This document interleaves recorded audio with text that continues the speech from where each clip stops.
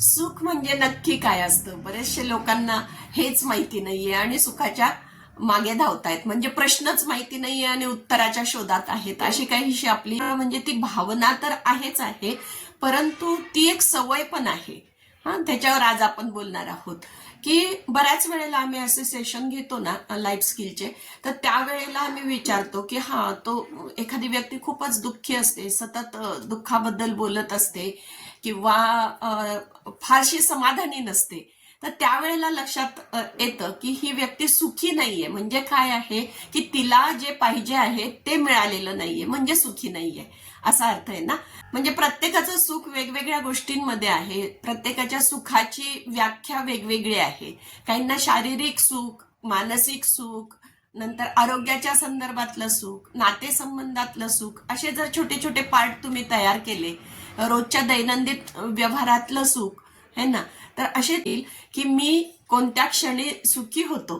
कारण कधी कधी काय होतं, आम्ही बऱ्याच वेळेला सेशन घेतो तेव्हा की लोक म्हणतात की असं असं आहे, त्याच्यामुळे मी दुःखी आहे, समाधानी नाही. नक्की त्यांना सांगता पण येत नाही की मी का समाधानी नाहीये असं.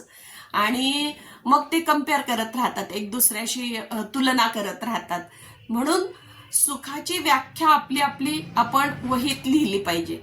जर जमलं तर आजपासून सुरुवात करा तुम्ही, जितकं जमेल ते. वही पेन नसेल तर तुमच्या मोबाईलमध्ये नोट्स म्हणून तुम्ही लिहू शकता किंवा स्वतःला मेसेज करू शकता तुम्ही, की त्याच्यावर तुम्ही जर लिहिलं की सुख म्हणजे नेमकं काय आहे.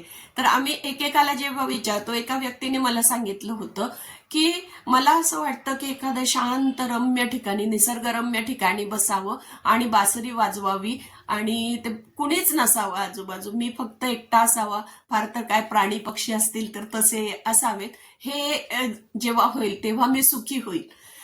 त्यावेळेला आम्ही रेमेडीज म्हणून त्याला सांगितलं की ठीक आहे, ही तुझी सुखाची व्याख्या आहे, त्याच्यासाठी तू काय प्रयत्न करत आहे. तर काहीच नाही, नुसतंच डोक्यामध्ये आहे ते. पण आज ही जी गोष्ट आहे त्याच्यामध्ये पहिले सुरुवात काय करायला पाहिजे की बासरी विकत घ्यायला पाहिजे ना, है ना. म्हणजे सुरुवात तर काहीतरी करायला पाहिजे की त्या दिशेने मला जायचं आहे, हो ना. प्रवासाला सुरुवात केली पाहिजे ना. पहिल्यांदा तू बासरी तर घे आणि नंतर वाजवण्याचा प्रयत्न कर. म्हणजे तुला त्या प्रोसेसमध्ये असल्याचा आनंद मिळेल की मी सुखाकडे चाललेलो आहे की नाही. आणि मग नंतर एखादा क्षण तुला असं मिळेलच की तुला निसर्गामध्ये बसण्याची संधी मिळेल आणि त्यावेळेला तुझ्याकडे बासरी असायला हवी. नाहीतर मग काय होईल की निसर्ग नाही पण बासरी आहे, बासरी नाही पण निसर्ग आहे, अशा गोष्टी होत राहतील ना. मग त्याच्यामुळे तुझं ते स्वप्न पूर्ण नाही होणार. आणि म्हणून कायमस्वरूपी तुझ्या बॅगमध्ये तू बासरी ठेव, त्याचं प्रयत्न करत राहा, त्याच्यावर वाजवण्याचं, गाणं काय तुला जे काय वाजवायचं असेल ते. आणि नंतर मग तू ज्या वेळेला जाशील, एखादं तुला ते ठिकाण मिळेलच आणि ते सबकॉन्शियस माइंडमध्ये फिट झालेलं असतं, त्याच्यामुळे ते नाही का, ते काय ना, मागाल ते मिळतं. तर तसं तुला मिळेलच ते ठिकाण आणि त्यावेळेला ती बासरी काढून तू वाजवू शकतो. म्हणजे इतकं सोपं आहे ते.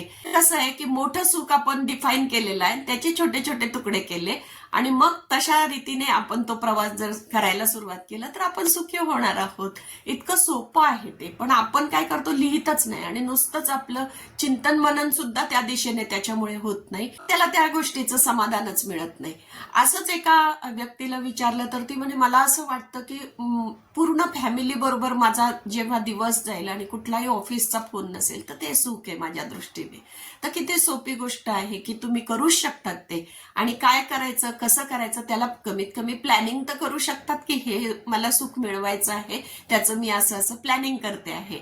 तर काहींना बघा, कधी कधी असं नोकरीत असताना असं वाटतं की मस्तपैकी घरी बसावं बाबा, नोकरीचं फार दगदग झाली, ते काही बरोबर नाहीये, मला घरी बसण्यामध्ये सुख आहे. आणि तेच लोक रिटायर जेव्हा होतात किंवा घरी बसायला लागतात त्यावेळेला त्यांना घरात करमत नाही. त्यांना वाटतं अरे नाही, ती नोकरीच बरी होती बाबा, जात येत होतो, माणसं भेटत होती. तर म्हणजे काय आहे की तुम्हाला कोणत्याच ठिकाणी तुम्ही समाधानी नसणार आहे ना. आपण जर सुखाची व्याख्या जर लिहिली तर आपण त्या दिशेने प्रवास करतो. आजपासून तुम्ही लिहून बघा की काय. आणि दैनंदिन व्यवहारामध्ये किंवा रोजच्या प्रवासामध्ये सुद्धा रोजची जी छोटी छोटी सुख तुम्हाला पाहिजे आहे ती सुद्धा तुम्ही लिहू शकतात. मानसिक शांतता हे काहींना सुख वाटू शकतं. आता प्रत्येक वेळेला खूप हसणारे व्यक्ती सुखीच असतात असं पण नाही ना. कारण आपण बघतो ना, हसता हसता माणसं आत्महत्या करून टाकतात. आपल्याला वाटतं अरे एवढा हसरा माणूस आणि याला काय दुःख असेल बाबा, है ना. किंवा खूप पैसा आहे तो पण फार सुखी आहे असं नाही म्हणत आहे आपण. किंवा खूप गरीब आहे पैशाने तरी तो सुखी आहे असं म्हणत नाहीये आपण. म्हणजेच सुख ही जी कन्सेप्ट आहे ती प्रत्येकाची वेगळी आहे. म्हणून व्याख्या ह्या मात्र नक्की केल्या पाहिजे. म्हणून सुखाची व्याख्या आपण लिहिली पाहिजे. सुखाची व्याख्या लिहिल्यानंतर त्याच्यामध्ये आपण जसं गोल लिहितो ना, ध्येय लिहितो ना, शॉर्ट टर्म आणि लॉंग टर्म, तशा प्रकारचं पण तुम्ही लिहू शकता की छोटे छोटे आणि तुकडे तुकडे करूनच तुम्हाला समाधान मिळणार आहे. आणि समाधान हा शब्द खूप मोठा आहे ना, तो मिळवण्यासाठी एकदम तुम्ही प्रयत्न केला की बाबा आता पूर्ण सुट्टी घेऊनच मी सगळ्या फॅमिली बरोबर जाणार आहे, मग त्याच्यासाठीची तजवीज तुम्हाला करावी लागणार. मग तेवढे पैसे जमवायचे आहे, तो वेळ जमवायचा आहे. तर ही जी धडपड आहे त्या धडपडीत किती वेळ जाईल ते सांगता येत नाही. म्हणजे काही ठिकाणी आम्ही जेव्हा सेशन घेतो तेव्हा काही लोकांनी असं सांगितलं की रिटायरमेंट नंतर आम्ही दोघं जण मस्त फिरायला जाणार होतो, परंतु पार्टनरच आता हयातच राहिलेला नाहीये. म्हणजे असं सुद्धा होतं ना की तुम्ही नुसतंच प्लॅन करता आहेत की जायचं एका ठिकाणी आणि तिथे जाऊन आम्हाला समाधान मिळणार आहे, आणि तेवढा वेळच तुम्हाला जर नाही मिळाला, दोघांपैकी एक पार्टनर निघून गेला, जग सोडून गेला, तर तुम्ही काय करणार आहात ना. तुमचं जे स्वप्न आहे किंवा सुख आहे ते तसंच्या तसं राहून जाणारी गोष्ट आहे. किंवा तुम्हाला माहितीच नाहीये की तुम्ही सुखी होऊन गेलेला आहात किंवा तुमचे सुख मिळतं. एकाने साधं सुख त्यांनी मला सांगितलं होतं, मोठा कंपनीचा मालक होता तो. त्याने एक साधंसं सुख सांगितलं की मला फक्त डाळ भात भाजी पोळी असं गरम गरम जेवण आणि त्याच्यावर साजूक तूप एकदम स्मितहास्याने माझी बायको देते आहे आणि मी ते खातो आहे, हे एवढं जरी झालं तरी ते सुखी आहे. आता लक्षात येतं की ह्या किती साध्या गोष्टी आहेत ज्या आपल्याला सहजपणे मिळत आहेत, पण त्यांना त्या मिळत नाहीयेत ना. म्हणजे याच्यामध्ये किती गोष्ट आहे. आसरी बायको पाहिजे आहे त्यांना, नाही का, आणि तिने वाढून दिलं पाहिजे त्यांना. नंतर साधा सात्विक आहार पाहिजे आहे, तोही गरम गरम पाहिजे आहे. या कितीतरी छोट्या छोट्या गोष्टी आहेत, पण त्या सुद्धा आपण का करू शकत नाही. आपल्याकडे तर सगळ्या गोष्टी, पण आपण एकमेकाला सांगत नाहीये. जर मी त्याच रेमेडीज सांगितलं की तुझ्या बायकोला तुझ्या सुखाची व्याख्या जर तू सांगितली की असं झालं तर ती सुद्धा प्रयत्न करेल ना ते पूर्ण करण्याचा, हो की नाही. पण आपणच आपल्या मनात जर दडवून ठेवलं तर ते नाही होणार ना सक्सेस. त्याच्यामुळे बघा, पूर्णतेत सुख आहे असं अपूर्ण जे आहे ना त्याच्यात सुद्धा सुख मानण्याची वृत्ती आपल्याला तयार करता येते. म्हणजे जपानमध्ये ते टेक्निक आहे. अपूर्णत्वात ते सौंदर्य बघणारी लोक आहेत. म्हणजे झाडाची फांदी गळालेली असते तरी ते फ्लावर पॉटमध्ये ती सजवतात, कारण तिने आयुष्यभर आपल्याला सेवा दिलेली आहे किंवा खूप पक्ष्यांना आसरा दिलेला आहे आणि ती आता गळून पडलेली आहे, तर त्याच्यातलं सौंदर्य पाहण्याची कला त्यांच्याकडे आहे. हे अशा प्रकारचं अपूर्णत्व जे आहे त्याच्यामध्ये सुद्धा सौंदर्य बघण्याची दृष्टी आपल्याला डेव्हलप करावी लागेल ना. की सुख आपल्या कदाचित जवळपासच असेल, परंतु आपल्याला ते अनुभव येत नाहीये ना.